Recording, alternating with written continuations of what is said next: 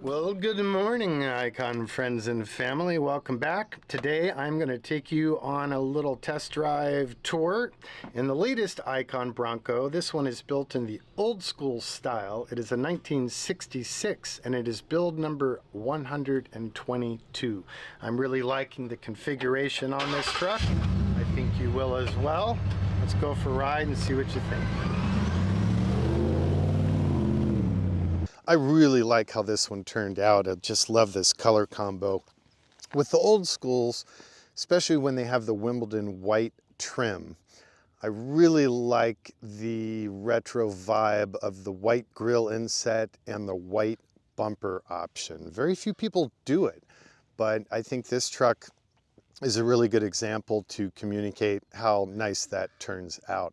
This is a proprietary blue that we mixed up ourselves, and I'm really digging it. It's kind of hard to classify, but simplest, I call it like a smoky blue. I don't know. As mentioned, the white is the traditional Ford Wimbledon white used on the Broncos and Mustangs and all vintage Fords. It was always a key color for the Ford brand. This truck is very nicely equipped. We continued that white through to the white leather interior. No perforation, minimal style lines, just super clean and classic. We hand stitched and leather wrapped the old school steering wheel, and then we went heavy on the white through the rest of the interior trim, such as the center console, the seat hardware, the dash, the column, pretty much everything. Again, I really like the vibe. The seats, we did the CNC'd subtle Icon metal badges on the front seat back centers. You don't feel those, by the way, because they tuck into the leather because we skived the foam thin in that area, but they're just a nice little bespoke touch. We also did white seat belts, which my team has been quite scared of. So for this test drive, we have our temporary black driver's seat belt so we don't get it dirty before we deliver it. My guys even cellophane wrapped the entire steering wheel when I went out to drive it this morning. I guess they don't trust me for keeping things clean, but it didn't seem like a good idea to be driving with a cellophane wrapped steering wheel, so I promptly took it off, but hopefully I will be a good boy and not get in trouble. We have power door locks, we have power windows. Of course, we always have AC. It's an in-dash unit. That is possible because we created our own dashboard.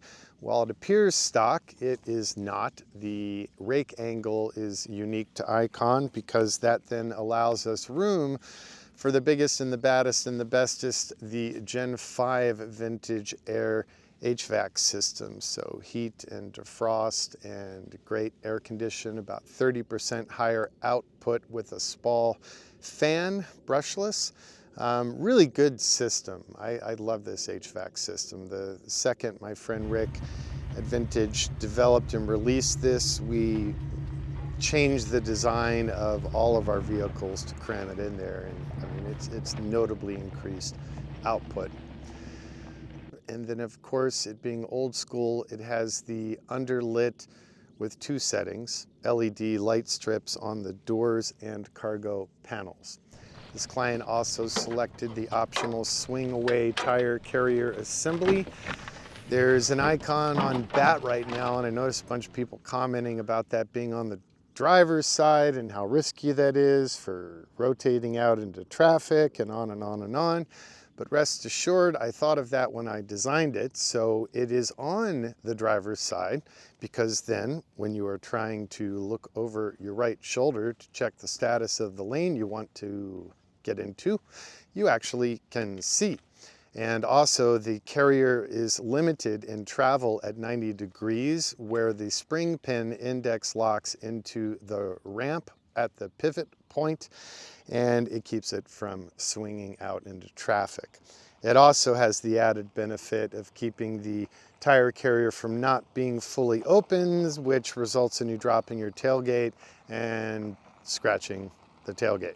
This truck also has the elevated audio system. So that's focal speakers with separates plus amp and bass, paired with the Pioneer NEX series latest and greatest head unit that gives you tethered and tetherless CarPlay, navigation, reverse cam, Bluetooth, HD, blah, blah, blah, everything you're ever going to need.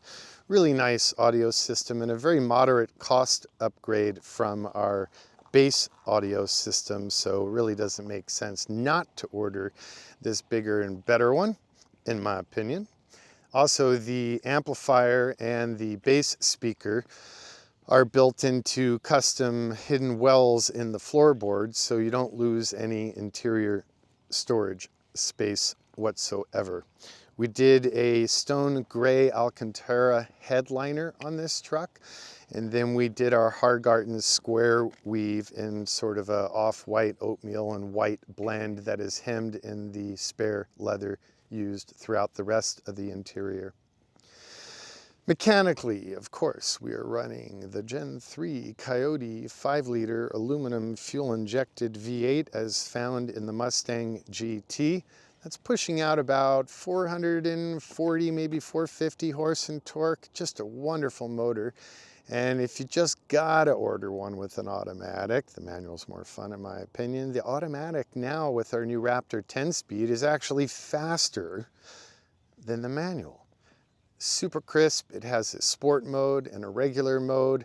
I was resistant to these trannies, but now I've become perhaps their biggest fan. I've noticed, most notably, the fuel efficiency improvements are extremely good. And also the truck is quieter because you're staying in the lower RPMs more consistently through your usage. Really happy with that tranny. We did not change the Atlas 2 twin stick shift on the fly 2-speed part-time 4-wheel drive transfer case because, well, it's wonderful and it's bulletproof and it's made here in California. Just a different adaptation scenario to fit that to the 10-speed, so no big deal. 1310 U-joints send power down to the Curry Industries Icon-specific axles. So the rear is a Dana 60-based architecture with high pinion, and the front is the 44 high pinion with every possible internal piece upgraded. These are 100% new down to the castings, and the entire assembly is marine epoxy powder coated with a base primer and then top coat powder coat in black, just like the chassis.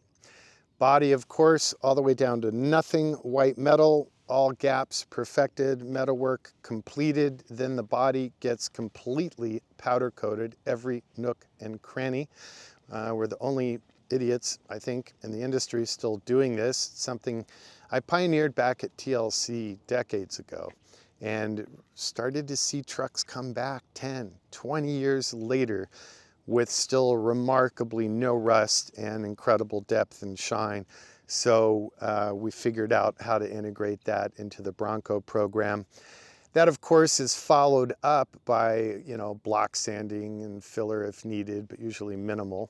And then conventional sealer. And also on the body, after all that paint is done, prior to the body being reassembled, we use a heat-cured polyurea coating on the underside and inside floors. And before we do that, we quilt in Dynamat and a couple other more proprietary heat and sound deadening products.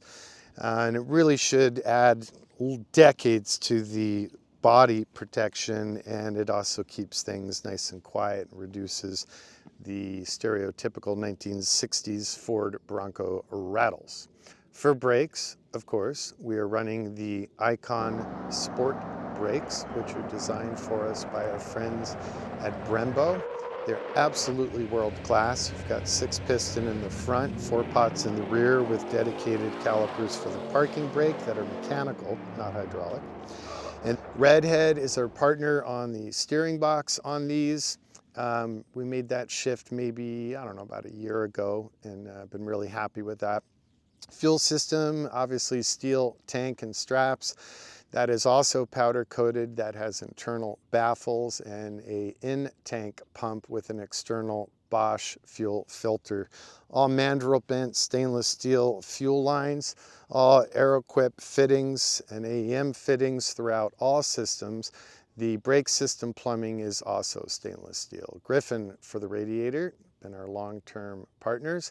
Borla for the exhaust system, that's all stainless steel, food grade. Mandrel bent, made specifically for Icon, and this truck is running the what we call the restrained exhaust system, which adds an additional baffle to calm things down. We also offer rowdy, but let me just say, it be rowdy.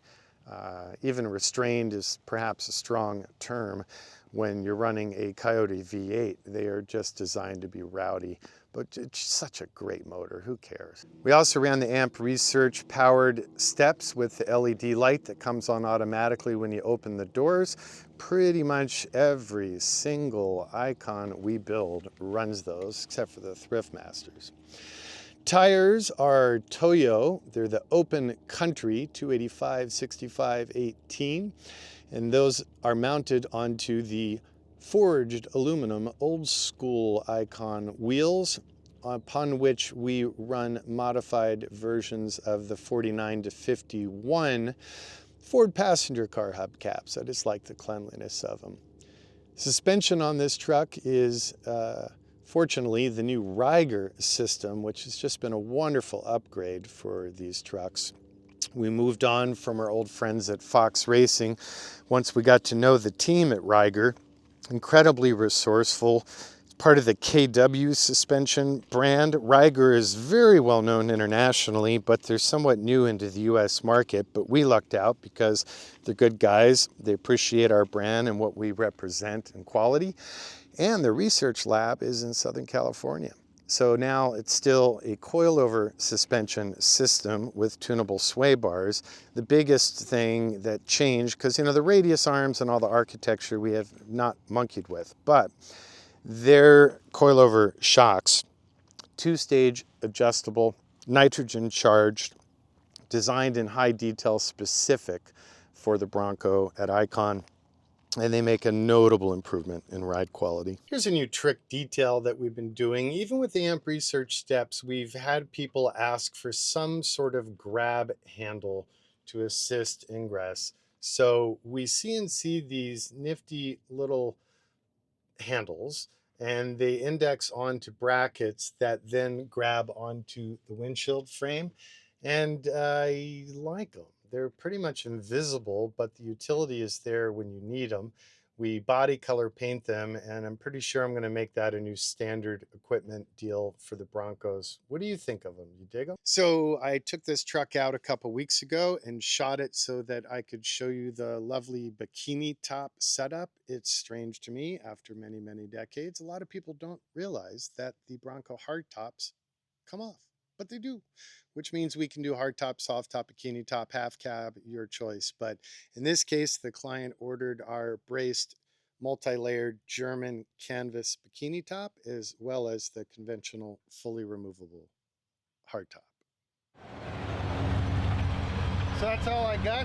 I really appreciate your time and attention. Please spread the word, like the video, ask your questions, share with your friends, follow us on Instagram, and all of those things that really help us stay successful. You be well, be kind to yourself, be kind to others, and we'll see you soon.